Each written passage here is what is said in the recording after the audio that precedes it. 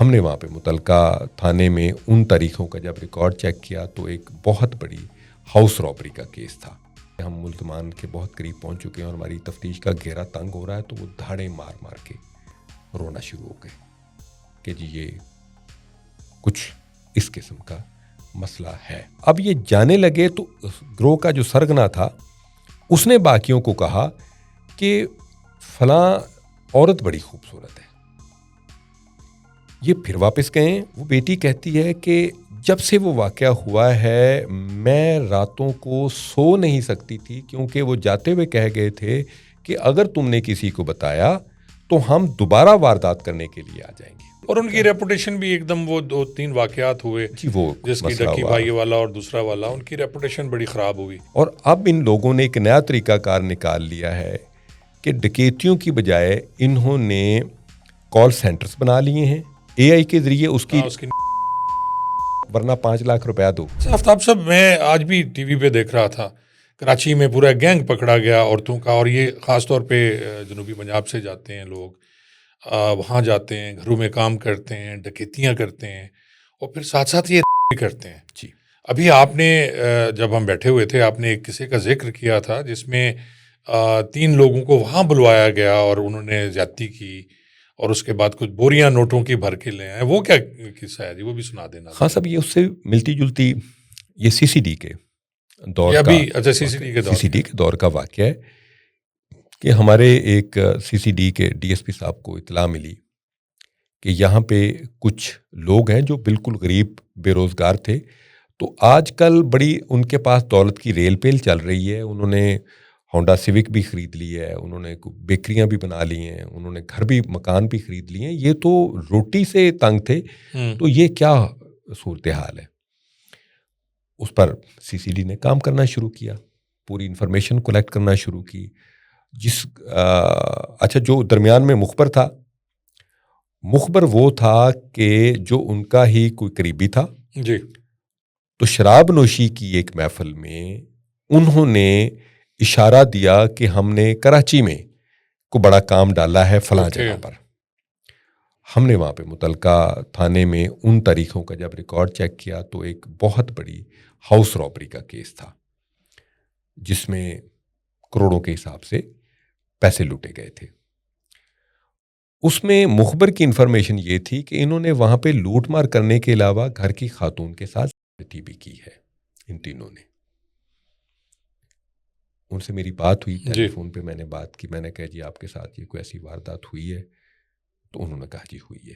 تو میں نے کہا کہ کوئی زیادتی کا کوئی مسئلہ ایسا کو ہوا ہو؟ تو انہوں نے کہا کہ نہیں ہوا. میں نے ان کو بتایا کہ جی ہم اس کیس پہ کام کر رہے ہیں اور ہم ملزموں کے بہت قریب پہنچ چکے ہیں. تو آپ کیا کہتے ہیں؟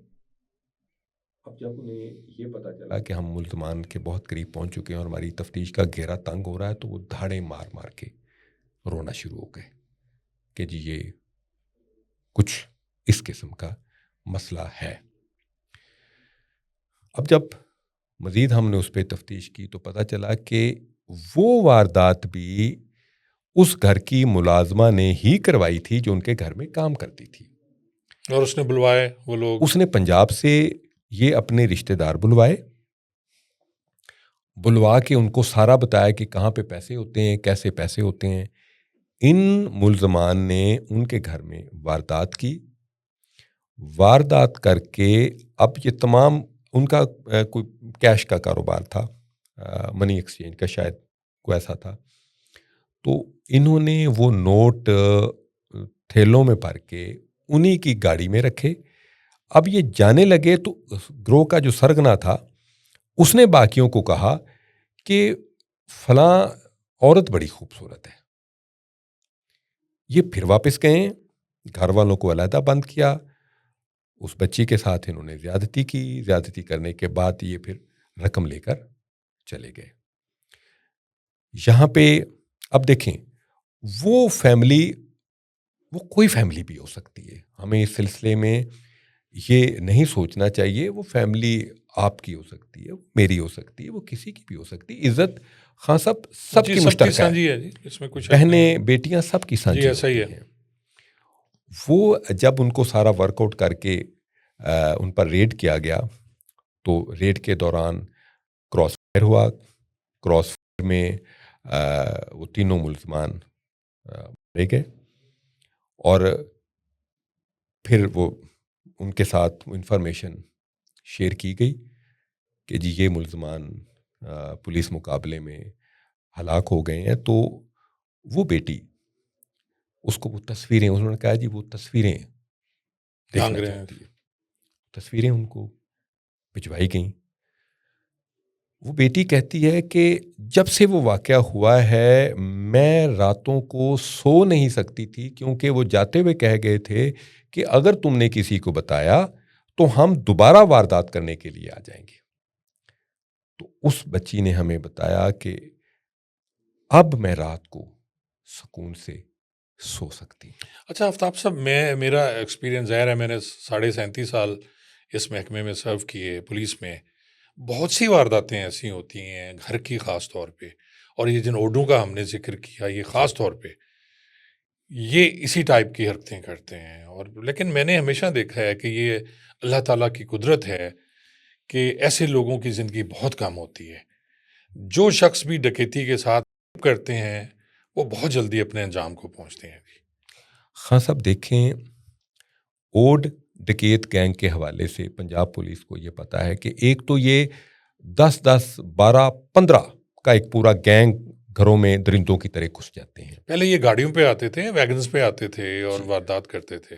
ابھی شاید انہوں نے دوسرا کام شروع کر دیا جی. یہ جو جی, اور اس میں واردات کرنے کے دوران یہ کرتے کیا تھے, ان کا ایک مخصوص اوڈ ڈکیتوں کا طریقہ کار ہے کہ گھر میں 7 سال کی بچی سے لے کے 70 سال کی عورت ہے, یہ تمام کو ریپ کرتے تھے. مقصد ان کا یہ ہے کہ لوگ اتنے زیادہ خوف زدہ ہو جائیں, ڈر جائیں کہ پولیس کو اطلاع نہ دیں. اور اکثر جگہوں پہ لوگ اپنی عزت کے خوف کی وجہ سے پولیس کو اطلاع نہیں دیتے تھے. لیکن یہ قدرت کا انصاف ہے کہ جو واردات کے دوران ریپ کرتے ہیں وہ جلد یا بدیر ان کا انجام پولیس مقابلہ ہوتا ہے. اور اب ان لوگوں نے ایک نیا طریقہ کار نکال لیا ہے کہ ڈکیتیوں کی بجائے انہوں نے کال سینٹرز بنا لیے ہیں اور آن لائن وہ شارٹ ٹرم اغوا برائے تاوان کی وارداتیں شروع کر دی. زیادہ ایزی ہے. اور اس کے بعد انہوں نے فارچونر اور لینڈ کروزر خرید لی اس کاروبار میں, اور پھر اس کے جو تانے بانے ہیں وہ دبئی تک جاتے ہیں, وہاں سے آپریٹ ہو رہے ہوتے ہیں اور پھر پیسے ادھر شفٹ ہو جاتے ہیں. چونکہ جو آن لائن وارداتیں ہو رہی ہیں, short term kidnapping for ransom ہے یا فراڈ ہے یا بے نظیر انکم سپورٹ پروگرام ہے, بیسیکلی تو NCCIA اس کی تفتیشیں کر رہی ہے.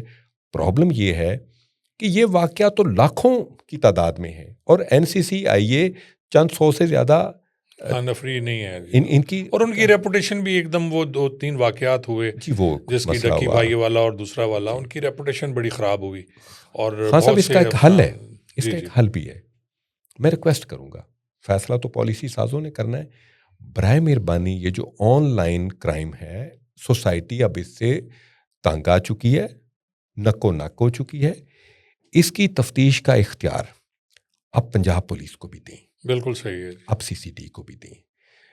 جو فراڈ کر کے اور آپ کو اس طرح آن لائن ڈرا دھمکا کے یا بلیک میلنگ کا, اچھا اب یہ طریقہ کار بھی کر رہے ہیں کہ فیس بک پہ کسی بچی کی تصویر اس کی لیتے ہیں, AI کے ذریعے اس کی بناتے ہیں اور پھر اس سے رابطہ کرتے ہیں کہ یہ تصویریں ہم وائرل کر دیں گے ورنہ 5 لاکھ روپیہ دو. یہ عزتوں کے ڈاکو بن چکے ہیں.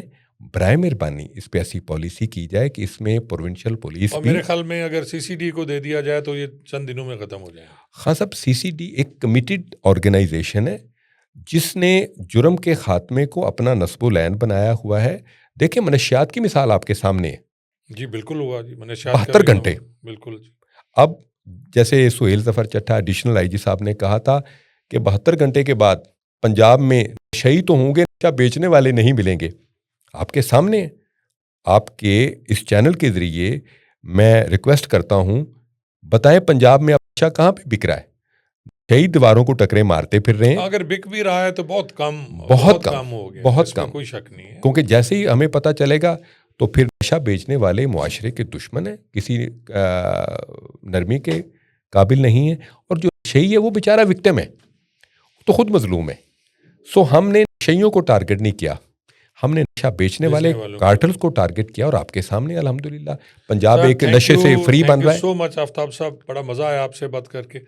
ناظرین, آپ نے سنا جناب آفتاب احمد پھلروان صاحب سے سیر حاصل بات کی ہم نے, خاص طور پہ سی سی ڈی کی آرگنائزیشن کے بارے میں. بہت سے لوگوں کو یہ تھا کہ جی سی سی ڈی کیسے کام کرتی ہے, تبدیلی, تفتیش, باقی چیزیں ہم نے کی. تو انشاءاللہ نیکسٹ پوڈ کاسٹ میں پھر کسی اور مہمان کے ساتھ ملاقات ہوگی. اپنی رائے سے ضرور آگاہ کیجیے گا. بہت بہت شکریہ.